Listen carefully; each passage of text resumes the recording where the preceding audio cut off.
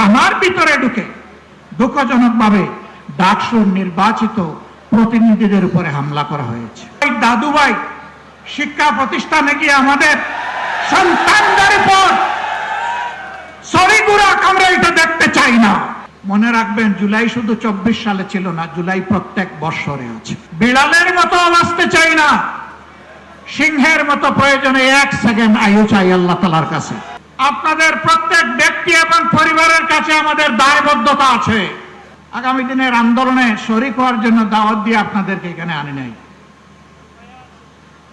আমরা এনেছি কৈফিয়ত দিতে। আপনাদের প্রত্যেক ব্যক্তি এবং পরিবারের কাছে আমাদের দায়বদ্ধতা আছে। আপনাদের কারণেই আজকে আমাদের এই রাজনীতি, এই সংসদে যাওয়া, এই নির্বাচনে অংশগ্রহণ করা। আমরা কি পারলাম কি পারলাম না তা আপনাদের জানার অধিকার আছে। সংসদে আমরা প্রথম দিনে দাবি তুলেছি, আমরা শপথ নিয়েছি, তারা শপথ নেন নাই। জাতির সাথে দেওয়া ওয়াদা ভঙ্গ করে জাতির সাথে তারা প্রতারণা করেছে। এরপরে যখন জাতিকে প্রতারিত করা হয়েছে, আমরা নোটিশ দিয়ে আলোচনার ব্যবস্থা করেছি, তারা তার বিরোধিতা করেছেন। যে আইনগুলো সংশোধন না হলে, যে অধ্যাদেশ বাস্তবায়ন না হলে ফ্যাসিবাদী শাসনের পরিবর্তন হবে না, সেই সবগুলা আগের মতো, আগে স্বৈরাচারী সরকারের মতো রাখার পক্ষে তারা অবস্থান নিয়েছে। আমরা বিএনপিকে পরিষ্কার বলে দিচ্ছি, আমরা দেখতে পাচ্ছি সম্প্রতি কয়েকদিন ধরে বিভিন্ন জায়গায় জায়গায় শিক্ষা প্রতিষ্ঠানে, ঢাকা বিশ্ববিদ্যালয়ে, এমনকি এখান থেকে মাত্র কয়েক গজ দূরে মানুষের আশ্রয়ের জায়গা, আইনের আশ্রয়ের জায়গা থানা, সেই থানার ভিতরে ঢুকে দুঃখজনকভাবে ডাকসুর নির্বাচিত প্রতিনিধিদের উপরে হামলা করা হয়েছে। বার্তা পরিষ্কার। যেদিন তারা গণভোটের রায় অস্বীকার করেছেন, আমি বলেছিলাম বিএনপি আজকে থেকে ফ্যাসিবাদের পথে যাত্রা শুরু করলো। এইটা ফ্যাসিবাদ। গতকাল আপনারা দেখেছেন নেত্রকোনায় জাতীয় সংসদের নির্বাচিত সদস্য, বাংলাদেশ জামাতে ইসলামীর প্রতিনিধিত্বকারী, জনগণের প্রতিনিধিত্বকারী অধ্যাপক মাসুম মোস্তফার উপরে হামলা করা হয়েছে, গাড়ি ভাঙচুর করা হয়েছে, তার সহযোদ্ধা সহযোগীদেরকে নাজেহাল করা হয়েছে। এটা কোন বাংলাদেশ? এই বাংলাদেশকে আপনারা চেয়েছিলেন?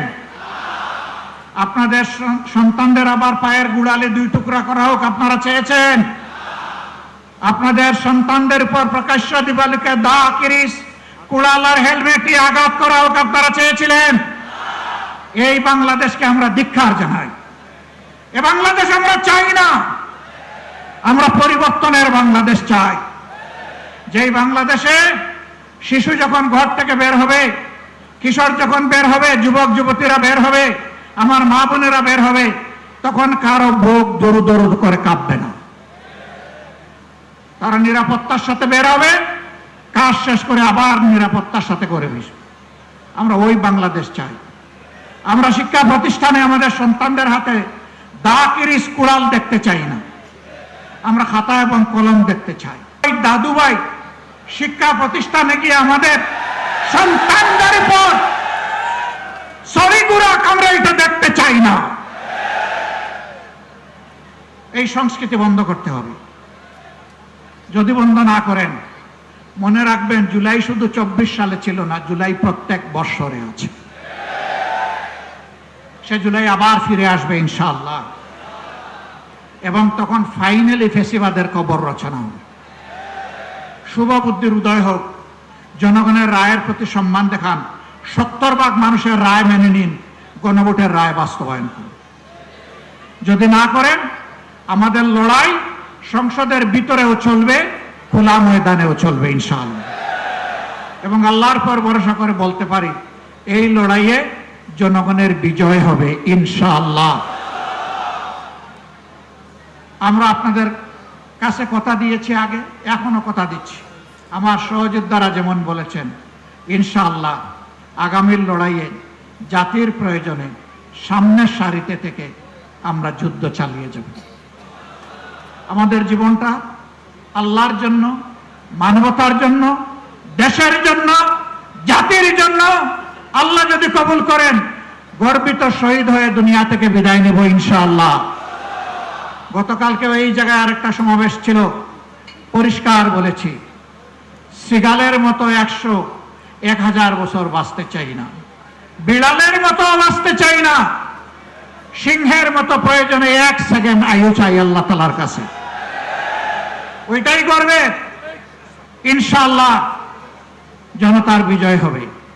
আমরা নিরাশ নই, আমরা গভীর আশাবাদী।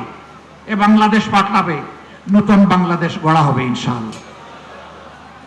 সেই বাংলাদেশ গড়ার প্রত্যাশায় সারা দেশবাসীকে আমরা পাশে চাই এবং আমরাও দেশবাসীর সাথে থাকতে চাই।